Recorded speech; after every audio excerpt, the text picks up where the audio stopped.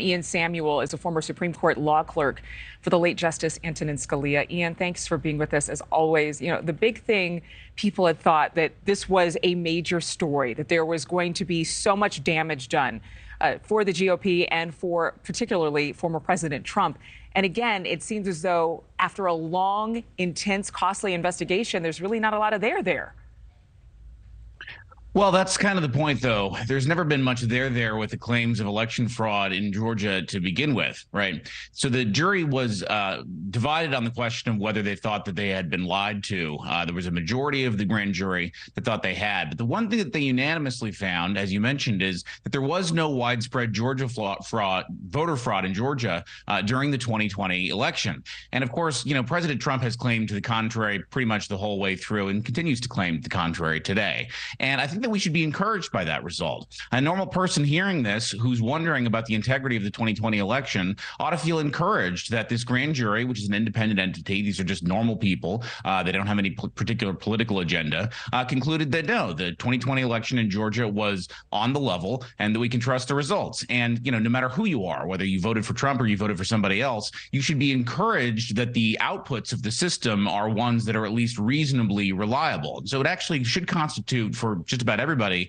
except for the people who maybe lied to the grand jury, something like good news, I would think. Well, and again, you know, there may be one or two people who have committed perjury in this case. There were 75 people who testified. So that's it? Well, that's the thing is that's, you know, with one or more, they said a majority of them said maybe one or more. We'll have to see if the Fulton County District Attorney decides to bring any charges. But we don't actually know about the rest of the report, right? Most of the grand jury's report is still sealed. So they may have recommended other charges. The entire report from the grand jury hasn't been unsealed yet. And so we'll have to determine whether that's it or not. But as I said, if that's it, if this was basically an orderly process, if the 2020 election in Georgia was conducted in a fair way, and the investigation into that investigation into the election in Georgia was conducted before this grand jury in an almost on the level way, one or two people may have lied, then that's a good thing. It means we had a fair election and a fair investigation into that election, and basically nobody did anything wrong. And I would think that that would be good news.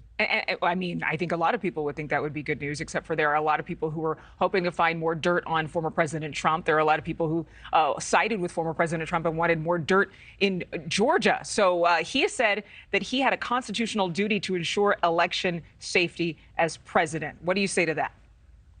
Well, apparently he did. Apparently he ensured a safe election in Georgia and he lost the state. I mean, that's the takeaway from the grand jury's report, isn't it? That there was a fair election in Georgia, that we did have election integrity, and contrary to his claims, the election was fair and he lost. And then we investigated that election, and apparently only a couple of people lied. We don't know who, could be more, but it's only a couple of people out of 75, which isn't so bad. And so I would say that President Trump, if all, you sort of add all that together, then he discharged his constitutional obligation to run a fair election and lost it. And that's, you know, that's the way it goes sometimes, I guess. Thank you for watching. Go to newsnationnow.com to find NewsNation on your television provider. And don't forget to click the red subscribe button below to get more of NewsNation's fact-driven, unbiased coverage.